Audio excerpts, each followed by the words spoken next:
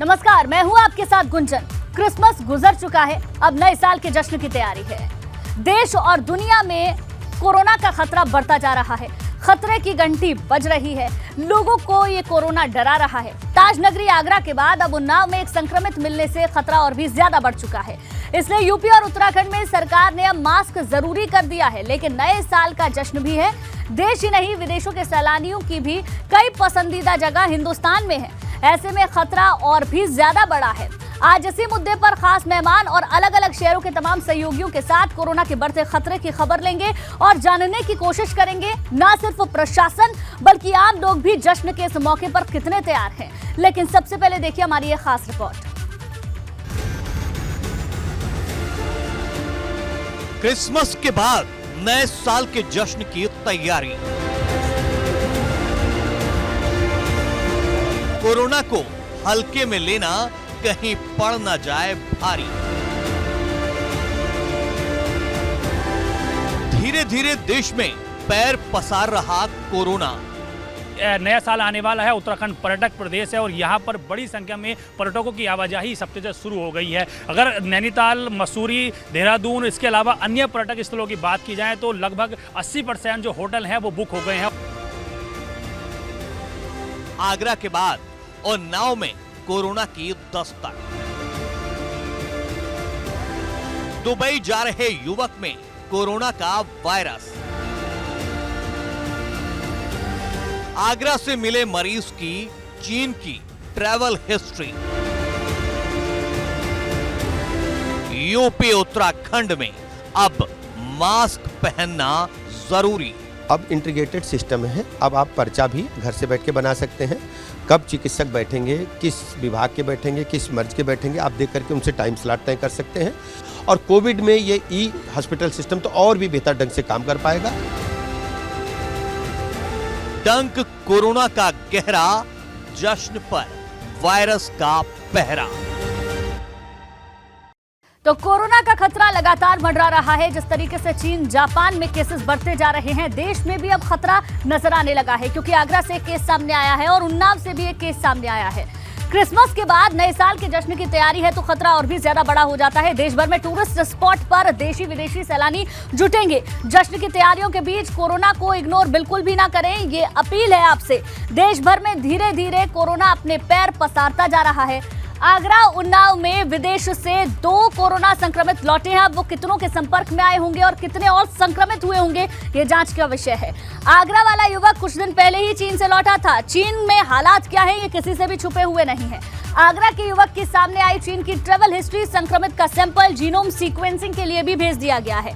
उन्नाव में भी दुबई से लौटा युवक कोरोना संक्रमित बताया जा रहा है। 1 महीने बाद दुबई जाने की तैयारी में था युवक। जांच के दौरान कोरोना संक्रमित होने की पुष्टि हुई। 2 संक्रमित मिलने के बाद यूपी में प्रशासन अलर्ट मोड पर है। कोविड प्रबंधन के लिए मंगलवार को मॉक ड्रिल भी होना है। तो कोरोना का खतरा एक बार फिर से दस्तक देने लगा है। जरूरत है इस बात को ध्यान में रखने की कि नए साल का जश्न भी है। जश्न जरूर मनाएं, लेकिन इस बात का ख्याल जरूर रखें कि कोरोना एक बार फिर से लौट आया है और इस बार जो इसका वेरिएंट है वो और भी ज्यादा खतरनाक हो सकता है। तमाम सहयोगी हमारे साथ जुड़ गए हैं। शैलेश हमारे साथ लखनऊ से जुड़ चुके हैं, शक्ति हमारे साथ दिल्ली से जुड़ गए हैं, रवि कैंतुरा देहरादून से जुड़ चुके हैं और हमारी खास मेहमान सीनियर फिजिशियन है डॉक्टर स्वाति माहेश्वरी, वो भी हमारे साथ जुड़ गई हैं। बहुत बहुत स्वागत स्वाति जी आपका। लेकिन सबसे पहले मैं अपने संवाददाता का ही रुख करूंगी और सबसे पहले शुरुआत शैलेश आप ही से करते हैं। राजधानी में आप तैयारी क्या देख पा रहे हैं, क्योंकि पिछले दिनों हमने बैठकें लगातार देखी। क्रिसमस का मौका निकल चुका है लेकिन नए साल का मौका भी आने वाला है और उसके लिए एहतियात बरतना बहुत ज्यादा जरूरी है। बिल्कुल, देखिए निश्चित रूप से जब से अगर हम बात करें इस कोरोना के नए वेरिएंट का पता चला, एक अलार्मिंग सिचुएशन है और यही वजह है कि प्रदेश सरकार भी प्रोएक्टिव मोड में आकर अपनी तैयारियों को मुकम्मल कर रही है, उसे अंजाम दे रही है। और इसी कड़ी में अगर बात करें तो कल मॉक ड्रिल भी होगी, पूरे देश में होनी, उत्तर प्रदेश में भी होगी। लेकिन एक चीज़ आप ध्यान दीजिए, जब कोरोना सबसे पहली बार आया था तो शुरुआत कहाँ से हुई थी? आगरा, ताज नगरी आगरा। जब वहाँ पर केस आया था, अगर मैं गलत नहीं हूँ तो होली के आसपास का वो वक्त था जब कोरोना की सबसे पहली बार दस्तक हुई थी देश में और तब वो केस भी आगरा से ही निकल कर आया था। हड़कंप मच गया था, हमें आज भी वो दिन ध्यान है।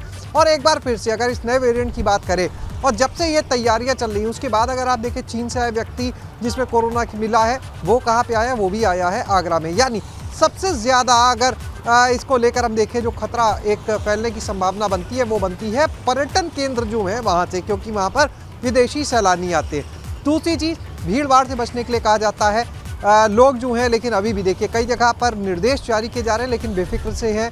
कुछ आपको तस्वीरें दिखाते हैं, हम हालांकि इस समय रोड पर मौजूद है गोमती नगर इलाके में, लेकिन अगर आप देखेंगे तो लोग जो हैं अभी भी मास्क का बहुत इस्तेमाल नहीं कर रहे हैं। हालांकि मास्क को भी अनिवार्य नहीं किया गया है, लेकिन ये जागरूकता के साथ ये सुझाव ज़रूर दिए जा रहे हैं कि आप मास्क का इस्तेमाल करें, लेकिन आपको चेहरों पर मास्क अभी नज़र नहीं आएंगे। लोग जो है वो मास्क का इस्तेमाल नहीं कर रहे हैं। यहाँ तक कि लखनऊ में KGMU की अगर हम बात करें वहाँ पर भी ये निर्देश दिए गए हैं कि अब वो मास्क जोन रहेगा आज से, यानी अगर कोई KGMU मेडिकल यूनिवर्सिटी के कैंपस में प्रवेश करता है तो बिना मास्क के नहीं दिखना चाहिए, लेकिन वहाँ पर भी अभी पूरी तरह से इसका पालन नहीं हो रहा है। तो ये देखिए ग्राउंड लेवल पर हकीकत है, लेकिन लोगों को जागरूक होना पड़ेगा कि पुराने दिनों को सिर्फ याद कर लें एक बार कि किस तरह की बंदिशों को झेला है, किस तरह से वो लॉकडाउन का दौर था, लोगों ने चाहे वो आर्थिक रूप से हो, चाहे वो अपने घरेलू समस्याएं, तमाम दिक्कतों को झेला है। कईयों ने अपनों को खोया भी है उस दौर में।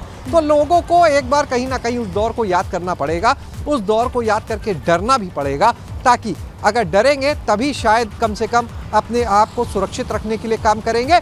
तो उस दौर को याद करें और उसके बाद अपने को सुरक्षित रखने के लिए कि किस तरह से वो एक लंबा अरसा था जब लॉकडाउन की घोषणा होती है, घरों से कोई बाहर नहीं निकल सकता है और लोगों के सामने किस तरह से आर्थिक समस्याएं आती हैं, घर में लोगों के लिए समस्याएं तमाम तरीके की आती हैं। जिस समय दूसरी वेव की बात कीजिए, जब ऑक्सीजन सिलेंडर के लिए समस्या हो गई थी, सरकार लगातार जागरूकता के लिए लगातार लोगों से अपील कर रही है कि कोरोना एक बार फिर से लौट आया है, इसीलिए जश्न जरूर मनाएं लेकिन जागरूक भी रहें। लौटूंगी आपके पास, शक्ति आपका रुख करेंगे। दिल्ली तो सेंटर पॉइंट है, इंटरनेशनल फ्लाइट जितनी भी आती हैं लोग दिल्ली में पहुंचते हैं और उसके बाद अपने अपने गंतव्य के लिए जाते हैं, तो ऐसे में खतरा दिल्ली में तो सबसे ज्यादा बढ़ जाता है। देखिए बिल्कुल, अगर दिल्ली की बात करें तो दिल्ली में अब एयरपोर्ट पर खासकर निगरानी रखी जा रही है और वहाँ पर अब जो भी बाहर से आ रहे हैं उन सभी की कोरोना जांच की जा रही है। उसके बाद ही उन्हें अलग अलग जो भी जहाँ भी वो जाना चाहते हैं उन्हें फिर आगे भेजा जा रहा है। वहीं अगर दिल्ली की बात करें तो केंद्रीय स्वास्थ्य जो मंत्री हैं वो आज इंडियन मेडिकल एसोसिएशन के साथ एक मीटिंग भी करेंगे, बैठक करेंगे और बैठक में जानेंगे कि इस खतरे से, जो आने वाला खतरा, इससे कैसे निपटा जा सकता है। तो आज कहीं ना कहीं एक ये जरूरी एक बैठक है, मीटिंग है दिल्ली में, जो कि केंद्रीय स्वास्थ्य मंत्री करने जा रहे हैं। अगर बात की जाए देश के आंकड़ों की तो आज के जो 24 घंटे के जो ताज़ा आंकड़े आए हैं वो 194 आए हैं और डराने वाली बात यह है कि 4 लोगों की मौत की पुष्टि भी हुई है, यानी कि 4 लोगों की मौत भी हो गई है। तो कहीं ना कहीं अगर बात की जाए कोरोना की, तो जो खतरा है कोरोना का, तो उससे निपटने के लिए हालांकि सरकार अलर्ट मोड पे है और सरकार ने पहले से ही जो दिशा निर्देश है वो जारी कर दिए हैं और जो भीड़ भड़ाके वाले जो एरिया, जो क्षेत्र हैं, वहाँ पर साफ तरह से कह दिया है कि बिना मास्क के ना निकले और बचाव जरूरी है, यानी कि जो सोशल डिस्टेंसिंग की जो हम बात किया करते थे अब वह भी जरूरी है। तो खास करके दिल्ली की बात की जाए, उत्तर प्रदेश की बात की जाए या उत्तराखंड की बात की जाए, तो सभी जगह, क्योंकि उत्तराखंड पर्यटन की नगरी है, तो जहाँ जहाँ पर्यटन की नगरी है वहाँ भी खास दिशा निर्देश है। तो अब कहीं ना कहीं धीरे धीरे जिस तरीके से जो कोरोना का जो वायरस है वो अब उसको देखते हुए लगातार जो चौकसी है वो बढ़ती जा रही है। वहीं देश के प्रधानमंत्री ने भी इसे लेकर बैठक की थी, मीटिंग की थी, और वहीं जो उत्तर प्रदेश के मुख्यमंत्री हैं उन्होंने भी लगातार बैठक मीटिंग की। तो दिल्ली में खास तौर पे अगर हम दिल्ली की बात करें, क्योंकि बात की जा रही है आजकल, कार्यक्रम के दौरान भी जनता से अपील की है कि एक बार फिर से आपको सतर्क रहने की जरूरत है। लौटूंगी आपके पास, स्वाति माहेश्वरी जी हमारे साथ बनी हुई हैं, फिजिशियन है। स्वाति जी, सबसे पहले तो मैं ये समझना चाहती हूँ कि ये जो नया वेरिएंट है BF7 और BF12, ये पिछले वेरिएंट से कितना ज्यादा खतरनाक है और कितना खतरनाक उन लोगों पर साबित हो सकता है जो ऑलरेडी वैक्सीनेटेड हैं? बिल्कुल, देखिए ये देखा गया है कि जो ओमिक्रॉन का BF.7 वेरिएंट है, इसमें एक खास तरह का स्पाइक प्रोटीन पे म्यूटेशन है जिसे हम R346T बोलते हैं, जिसकी वजह से वायरस ज्यादा तेजी से फैलता है। ओमिक्रॉन का ही वेरिएंट है ये, और ओमिक्रॉन के साथ एक अच्छी बात ये देखी गई कि ये सीधे लंग्स में जाकर के इन्फेक्ट नहीं करता जैसा कि हमने डेल्टा के साथ देखा था, बल्कि ओमिक्रॉन हमारे ऊपर अपर रेस्पिरेटरी ट्रैक्ट में ज्यादा रहता है, जिसकी वजह से लक्षण भी हैं जो आपने देखे हो। ज्यादातर ओमिक्रॉन के जो आते हैं वो गले में खराश, खांसी, जुकाम, सर दर्द, इस तरह के लक्षण ज्यादा आते हैं। इसलिए जो BF.7 है उसके साथ भी ये देखा जा रहा है कि ये हमारे अपर जो रेस्पिरेटरी ट्रैक्ट है उसमें ज्यादातर रहता है, वहीं ज्यादा इन्फेक्शन करता है और इस वजह से ये ट्रांसमिट बहुत तेजी से होता है, क्योंकि जब कोई व्यक्ति इस वेरिएंट से इन्फेक्टेड होता है, वो अगर बात कर रहा है, छींक रहा है, खांस रहा है या उसके मुंह से जो निकलने वाले छोटे छोटे कण होते हैं उनमें ये वायरस आ जाता है और वहां से दूसरे व्यक्ति को जाता है। तो जो ओमिक्रॉन ओरिजिनल पेरेंट वेरिएंट था उससे जो उसकी जो पास करने की, इन्फेक्ट करने की जो कैपेबिलिटी थी, वो देखा जा रहा था कि एक व्यक्ति जो संक्रमित हो रहा था वो 5 और लोगों को संक्रमित करने की संभावना रखता था। वहीं BF.7 के साथ ये कई गुना बढ़ गई है, क्योंकि अब ये लगभग 10 से 18 लोगों को संक्रमित कर सकता है। यानी कि एक व्यक्ति अगर संक्रमित होगा तो वो कई सारे और अपने आसपास के लोगों को संक्रमित कर सकता है और इसीलिए तेजी से बढ़ने वाला इन्फेक्शन है। और इसीलिए हमें बहुत ज्यादा ध्यान रखने की जरूरत है कि हम सारे कोविड एप्रोप्रिएट बिहेवियर्स जो हैं उनको फॉलो करें, ताकि संक्रमण ज्यादा तेजी से नहीं फैले। देखिए, अब सरकार जीनोमिक सीक्वेंसिंग कर रही है, इसकी वजह से हमें ये नए वेरिएंट्स जो भारत में जहां जहां भी अभी पता चल पा रहा है उनके बारे में हम जान पा रहे हैं और सरकार उनकी कॉन्टैक्ट ट्रेसिंग भी करेगी, ये जानने की कोशिश करेगी कि ये व्यक्ति किन लोगों के संपर्क में आए और उनमें से कितने और लोग संक्रमित हुए हैं। तो जो आने वाले हमारे 2-3 हफ्ते हैं भारत के लिए वो खास तौर से काफी क्रूशियल रहेंगे और इसीलिए इस वक्त पे हमें और भी ज्यादा ध्यान रखने की जरूरत होगी, मास्क लगाने की जरूरत होगी। और जैसा कि आपने अभी कहा, जो है न्यू ईयर के सेलिब्रेशंस हैं, बिल्कुल बिल्कुल, और भी कोरोना तरह के लोग एप्रोप्रिएट बिहेवियर अपनाने की बहुत ज्यादा जरूरत है, क्योंकि सेलिब्रेशन जरूर करना है लेकिन अपना और अपनों का ख्याल रखना भी बहुत ज्यादा जरूरी है। ठीक है, रवि कैंतुरा भी हमारे साथ जुड़ गए हैं देहरादून से। रवि, उत्तराखंड तो इस वक्त न्यू ईयर के मौके पर पर्यटकों का स्थल बन जाता है, पर्यटक और सैलानी बड़ी संख्या में वहां पर पहुंचते हैं अलग अलग तरीके से नए साल को मनाने के लिए, तो ऐसे में खतरा वहां पर भी बढ़ जाता है। सरकार की ओर से कदम जरूर उठाए जा रहे हैं, लेकिन जनता के बीच जागरूकता कैसे फैलाई जा सकती है? बिल्कुल गुंजन, कुछ बहुत महत्वपूर्ण चीज़ें हैं उत्तराखंड के लिहाज से। जैसे आपने कहा कि इस वक्त जो है एक तो नया साल है और क्रिसमस के बाद उत्तराखंड के जो खास तौर पर मसूरी, नैनीताल, ये जो हिल स्टेशन है यहाँ पर बहुत ज़्यादा भीड़ बढ़ जाती है। अभी तक उत्तराखंड में अगर बात की जाए तो कोविड की जो स्थिति है वो बिल्कुल सामान्य है, लेकिन 1 से 2 केस हम देख रहे हैं कि प्रतिदिन अभी भी उत्तराखंड में देखने को मिल रहे हैं। हालांकि स्थितियाँ बिल्कुल तरीके से सामान्य है, लेकिन जिस तरीके से नए वेरिएंट की बात हुई है उसको देखते हुए यहाँ पर जो भी पॉजिटिव केसेस आ रहे हैं उनके जीनोम सीक्वेंसिंग के लिए स्वास्थ्य विभाग उनके सैंपल जो है लैब में भेज रहा है। ये तो बात है स्वास्थ्य विभाग की, ताकि संक्रमण अगर किसी भी तरीके से कोई नया वेरिएंट अगर यहाँ पर पाया जाता है तो उसको रोका जा सके। लेकिन एक चीज़ है उत्तराखंड में जो अभी देखने को मिली है, अभी हाल ही में मुख्यमंत्री ने एक बैठक ली थी और बैठक में ये कहा था कि जो 2 डोजें हैं कोविड की वो तो तकरीबन सभी लोगों को लगी हैं, लेकिन जिस तरीके से बूस्टर डोज की जो रफ्तार थी वो रुक गई थी। उत्तराखंड में अभी 20 से 25% लोग ही बूस्टर डोज लगा पाए हैं और एक बहुत बड़ा तबका है जो बूस्टर डोज से अभी छूटा हुआ है। लेकिन बड़ी बात यह है कि उत्तराखंड में जहां मुख्यमंत्री इस बात को निर्देश दे चुके, स्वास्थ्य विभाग के पास अभी बूस्टर डोज लगाने के लिए वैक्सीन पर्याप्त मात्रा में नहीं है और यही वजह है कि स्वास्थ्य सचिव ने 3 लाख वैक्सीन की डोज मंगाने के लिए केंद्र को पत्र लिखा है, लगातार बातचीत कर रहे हैं। यानी कि बूस्टर डोज का अभियान को जिसको तेजी लाने की बात कही गई थी, अभी तमाम जो वैक्सीनेशन सेंटर हैं वो पूरी तरीके से बंद पड़े हुए हैं, वहाँ पर पर्याप्त वैक्सीन नहीं है और जब तक कोविड की वैक्सीन अगर केंद्र से नहीं मिलती है तो जो बूस्टर डोज है उसे यहाँ के लोग लगा भी नहीं पाएंगे। तो ये एक बड़ी समस्या। दूसरा, जहाँ पर नए साल पर हम देख रहे हैं कि लगातार जो यहाँ पर पर्यटकों की संख्या वो बहुत तेजी के साथ बढ़ी है। अभी कोई SOP जारी नहीं हुई उत्तराखंड के लिए, लेकिन दिशा निर्देश जारी हुए हैं कि जो भी भीड़ भाड़ वाले इलाके हैं वहाँ पर लोगों को कोविड एप्रोप्रिएट जो व्यवहार है उसका पालन करने के लिए कहें, हो सके तो मास्क पहनाएं, ज़्यादा भीड़ भाड़ वाले इलाकों जो भीड़ भाड़ है वो एकत्रित ना हो, इस तरीके से निर्देश दिए गए हैं। लेकिन अभी फिलहाल कोई अनिवार्य तौर पर कोई SOP जारी नहीं हुई है, क्योंकि स्थितियाँ अभी उत्तराखंड की सामान्य हैं। लेकिन जिस तरीके से नए वेरिएंट है उसको देखते हुए जीनोम सीक्वेंसिंग के लिए पूरी कोशिश है कि जो भी पॉजिटिव केसेस आएंगे उनकी जीनोम सीक्वेंसिंग की जाएगी और जैसे ही डोज मिलती है केंद्र सरकार से वैसे ही बूस्टर डोज का बहुत ज्यादा जरूरत है। इसी बीच एक बड़ी खबर आपको बता दें, झांसी जेल पहुंचे हैं सपा अध्यक्ष अखिलेश यादव। दीप नारायण सिंह यादव से अखिलेश यादव की मुलाकात हुई है। दीप नारायण यादव के परिजनों से भी अखिलेश यादव मुलाकात करेंगे। 3 महीने से जेल में बंद है पूर्व विधायक दीप नारायण यादव, मुलाकात करने के लिए अखिलेश यादव पहुंचे हैं। तो ये बड़ी खबर आपको बता दें, झांसी जेल अखिलेश यादव पहुंचे हैं। दीप नारायण सिंह यादव से अखिलेश यादव की मुलाकात हुई है। रतीश से पूरी जानकारी लेंगे। रतीश, मुलाकात हुई है, क्या मायने मुलाकात की और बताएं वहां से क्या अपडेट आपके पास?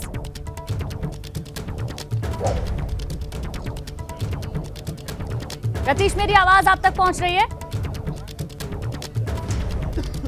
चलिए फिर से जुड़ने की कोशिश करेंगे। अपडेट आपको दे दें कि झांसी जेल अभी अखिलेश यादव पहुंचे हैं, कुछ ही देर में मुलाकात भी हो जाएगी। दीप नारायण सिंह से अखिलेश यादव की मुलाकात होनी है। झांसी जेल पहुंच चुके हैं। दीप नारायण यादव के परिवार वालों से भी अखिलेश यादव मुलाकात करेंगे। 3 महीने से जेल में बंद है पूर्व विधायक दीप नारायण यादव। मुलाकात करने के लिए अखिलेश यादव पहुंचे हैं। बड़ा अपडेट आपको दे दें, झांसी जेल अखिलेश यादव पहुंच चुके हैं। और रतीश एक बार फिर से हमारे साथ जुड़ गए हैं, उनसे पूरा अपडेट लेंगे। रतीश, झांसी पहुंच चुके अखिलेश यादव, मुलाकात कितनी देर में, क्या जानकारी वहां से? देखिए, जो तयशुदा प्रोटोकॉल था उसके मुताबिक 2:30 बजे अखिलेश यादव को 2:30 बजे यहाँ पर पहुँच जाना था। जिला कारागार झांसी में मौजूद हूँ, आपको तस्वीरें यहाँ पर दिखाऊं। उनका इंतज़ार हो रहा है, हेलीपैड पर जिला उतर चुके हैं अखिलेश यादव, लेकिन अब उनका इंतज़ार हो रहा है कि वो यहाँ पर आएँ। गेट, जेल के जो मेन गेट है उसको खोल दिया गया है। अब से कुछ देर बाद या किसी भी वक्त कहा जाए कि अखिलेश यादव यहाँ पर पहुँचेंगे और जिला कारागार झांसी में बंद पूर्व विधायक दीप नारायण सिंह यादव से मुलाकात करेंगे। जो तयशुदा वक्त था उससे थोड़ी सी देरी हुई है, लेकिन अब अखिलेश यादव झांसी पहुंच चुके हैं और किसी भी वक्त जो तस्वीरें हम अपने दर्शकों को दिखा रहे हैं, यहीं से इसी गेट से वो अंदर जाएंगे और उन गाड़ियों का काफिला उनका थोड़ा अंदर जाएगा और उसके बाद वो दीप नारायण सिंह यादव से मुलाकात करेंगे। यहाँ से आधे घंटे से ज़्यादा का वक्त वो मुलाकात करेंगे पूर्व विधायक से और उसके बाद उनके परिजनों से मिलने, जो उनके आवास पर उनके परिजनों से मिलने जाएंगे। इसके अलावा 2 अन्य कार्यक्रम अखिलेश यादव के हैं, महानगर अध्यक्ष के पास और जो झांसी सदर से समाजवादी पार्टी के प्रत्याशी रहे हैं उनके घर जाने का, और उसके बाद सर्किट हाउस जाएंगे। सर्किट हाउस में व्यापारियों से मुलाकात है और उसके बाद आज रात्रि विश्राम अखिलेश यादव का झांसी में ही है और कल वो वापस लौटेंगे। लेकिन काफ़ी अहम मुलाकात कही जा रही है दीप नारायण सिंह यादव से। चंद्रपाल सिंह यादव जो पूर्व राज्यसभा सांसद रहे हैं, उनसे हमने बातचीत की तो उन्होंने कहा कि समाजवादी पार्टी के जो कार्यकर्ता हैं पूरे प्रदेश में, झांसी ही नहीं पूरे प्रदेश में काफ़ी ज़्यादा आक्रोशित हैं और ऐसे में जब फील्ड पर उतर के अखिलेश यादव खुद कार्यकर्ताओं का मनोबल बढ़ाने आ रहे हैं तो ऐसे में एक आशा जगती है। सुरक्षा के इंतजाम हम आपको दिखा रहे हैं कि पूर्व मुख्यमंत्री यहां पर पहुंच रहे हैं अखिलेश यादव, तो इस सुरक्षा के इंतजाम काफ़ी ज़्यादा सख्त हैं, काफ़ी ज़्यादा गहरे किए गए हैं और अब से कुछ देर बाद किसी भी क्षण कह सकते हैं कि अखिलेश यादव जिला कारागार झांसी पहुँचेंगे और उसके बाद अंदर जाएंगे और पूर्व विधायक दीप नारायण सिंह यादव से मुलाकात करेंगे। जी रतीश, क्या इस मुलाकात से ये समझें कि पहले जो गलतियां अखिलेश यादव की ओर से हुई हैं उन गलतियों को अखिलेश सुधारना चाहते हैं या वजह कुछ और है? देखिए, अखिलेश यादव के विरोधी और विपक्षी हमेशा ये कहते हैं कि अखिलेश फील्ड पर नहीं उतरते और वो ट्वीट पर ही राजनीति करते हैं। वो ट्वीट करते हैं, सोशल मीडिया पर राजनीति कर रहे हैं। ऐसे में एक बड़ा संदेश देने की कोशिश उनकी तरफ से हो रही है। अगर देखा जाए तो अगस्त में आजमगढ़ गए रमाकांत यादव से जेल में मिलने, उसके बाद दिसंबर में ही 20 तारीख को कानपुर पहुंचे इरफान सोलंकी से जेल में मिलने, जो भी जेल में बंद थे, और उसके बाद 22 तारीख को यहाँ पर आना था, लेकिन कार्यक्रम में कुछ फेरबदल हुआ और अब 26 तारीख को आज वो यहाँ पर मिलने आ रहे हैं। ये सभी क्षेत्रीय छत्रप हैं, अपने अपने क्षेत्र के बड़े नेता माने जाते हैं और समाजवादी विचारधारा के साथ चलने वाले नेता हैं। ऐसे में इनके पास जाकर के समाजवादी पार्टी के कार्यकर्ताओं को भी एक संदेश देने की कोशिश अखिलेश यादव के द्वारा हो रही है और आज बुंदेलखंड में बड़ा नाम दीप नारायण सिंह यादव से मुलाकात करेंगे, उनके परिजनों से भी मुलाकात करेंगे और समाजवादी पार्टी के जो कार्यकर्ता हैं उनको आने वाले निकाय चुनाव और लोकसभा चुनाव की जो बड़ी चुनौती है उसके लिए एक बड़ा संदेश देने के लिए वो यहाँ पर पहुँच रहे हैं। इस संदेश को समझा जा रहा है क्योंकि विरोधी बार बार उन पर आरोप लगाते रहे हैं कि वो ट्वीट करते हैं, वो सोशल मीडिया पर ही राजनीति करते हैं, लेकिन ऐसे में फील्ड पर जब इतना बड़ा नेता खुद उतर रहा है तो ऐसे में मैसेज और संदेश बहुत क्लियर और स्पष्ट हो जाता है। जी, संदेश 2 जाते हैं यहाँ से। अगर बारीकी से रतीश समझा जाए, आजम की नाराजगी जेल से बाहर आने के बाद जिस तरीके से सामने आई, उसके बाद कहीं ना कहीं अखिलेश यादव ये समझ गए कि अपनों को समेट के रखना बहुत ज्यादा जरूरी है, वरना दिक्कत उठानी पड़ सकती है। और दूसरी तरफ मैनपुरी में जिस तरीके से जीत हुई, कहीं ना कहीं ग्राउंड पर उतरकर अखिलेश यादव ये संदेश देने की कोशिश कर रहे हैं कि 24 की तैयारी पुख्ता है हमारी।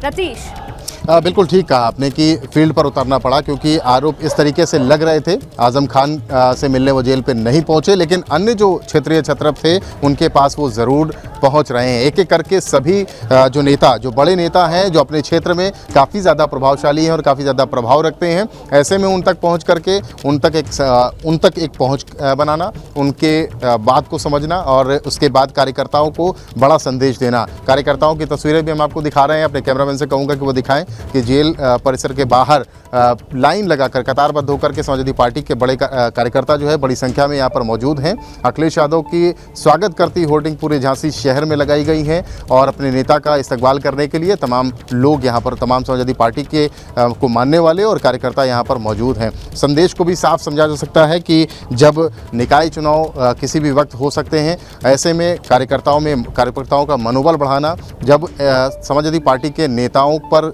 लगातार केस दर्ज हो रहे हैं, उनको जेल में निरुद्ध किया जा रहा है, तो ऐसे में बड़े नेताओं का खुद निकल करके आना और फ्रंट पर सत्ता पक्ष के सामने आना एक बड़ा संदेश होता है और यही कोशिश अखिलेश यादव के द्वारा की जा रही है। जी ठीक है, एक बार चाहेंगे आप फिर से तस्वीरें दिखाएं। सुरक्षा के लिहाज से भी वहां पर काफी इंतजाम नजर आ रहे हैं और क्योंकि समय 2:30 बजे का था, समय काफी आगे बढ़ चुका है, 3:30 बजने वाला है। कब तक पहुंचेंगे अखिलेश? देखिए, एयरपोर्ट से निकल चुके हैं और जिला जेल के पास उनका काफिला पहुंच चुका है। ये कहा जा रहा है कि कुछ ही क्षणों के बाद अखिलेश यादव यहां पर आएंगे। सिक्योरिटी भी हम देख रहे हैं, सुरक्षा की लेयर है, दोनों तरफ सुरक्षा कर्मियों को खड़ा किया गया है। समाजवादी पार्टी के कार्यकर्ता जो हम बाहर देख पा रहे हैं, उनके लिए रस्सी का घेरा बनाया गया है और जो एक प्रोटोकॉल होता है पूर्व मुख्यमंत्री का, वो पूरे प्रोटोकॉल का पालन कराते हुए उनकी गाड़ियाँ, जेल का गेट अब से कुछ देर पहले खोला गया है और जेल के गेट, जो मुख्य गेट है, उसको खोला गया है और उससे 50 से 60 मीटर की दूरी पर गाड़ियां अंदर आएंगी और उसके बाद अखिलेश यादव अंदर जाएंगे। तो ये सुरक्षा का एक पूरा खाका खींचा गया है, किसी भी तरीके से कोई सुरक्षा के घेरे में ना अंदर आ जाए, इसके भी पूरी तरीके से ध्यान रखा गया है। तो किसी भी क्षण अखिलेश यादव का काफिला यहाँ पर पहुँचेगा और वो अंदर दीपनारायण सिंह यादव से मुलाकात करेंगे। जी ठीक है रतीश, आप नजर बनाकर रखिए।